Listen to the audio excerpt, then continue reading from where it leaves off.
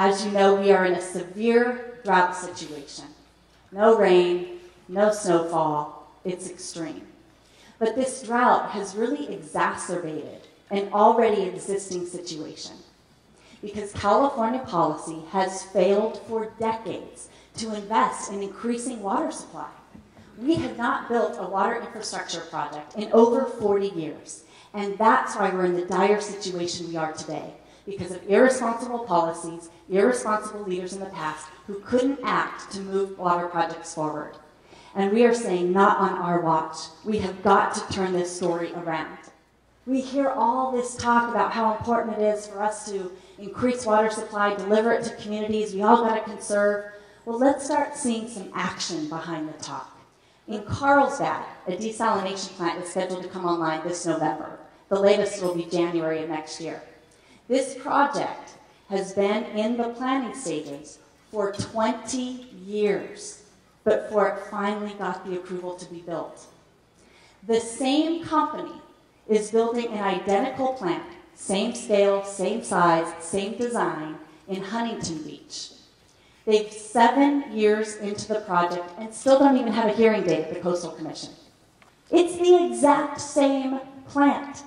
We've got to figure out a way to streamline these processes because every Californian suffers when we're spending money and time in bureaucracy instead of in construction that will increase water supply that we desperately need in California.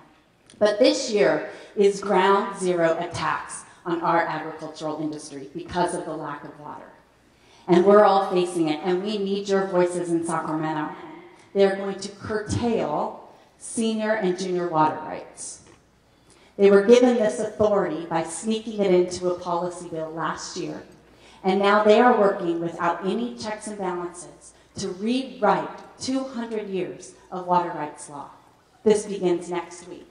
We need your voices to fight against this overreach of government authority.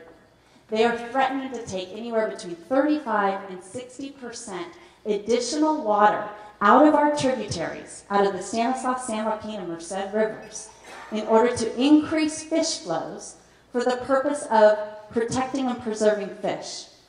Here's one of the catches. There's no scientific data or evidence to show that those policies are working to do anything to help save salmon. So now they're not even going to take the fish. They're going to take our water anyway.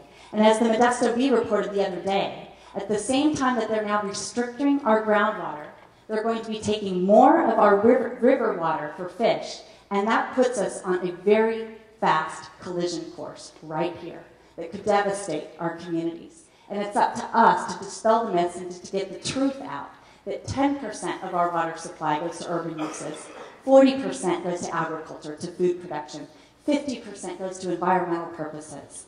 And that has to change. And of the 40% for food production, half of that acreage is undeveloped agricultural land. We have fallowed nearly 500,000 acres of land, put over 17,000 people out of work, have had a $2 billion economic loss in the state of California because of the lack of water to agriculture. Some parts of our state have zero allocation. We're actually blessed in Stanislaus County to be having the allocation that we do have. This is a statewide problem. This is not an agricultural problem. I learned a couple days ago what many may not know in the room. Do you know how many gallons of water it takes to produce one computer chip? 8 gallons of water to produce one computer chip. 1 gallon of water to produce an almond. Less than 1 gallon of water to produce an orange, about 0.96. 8 gallons to produce a computer chip. Now, I love computer chips. I'm not sure I could live without computer chips, without my phone, without my laptop, but I know I can't live without food and water.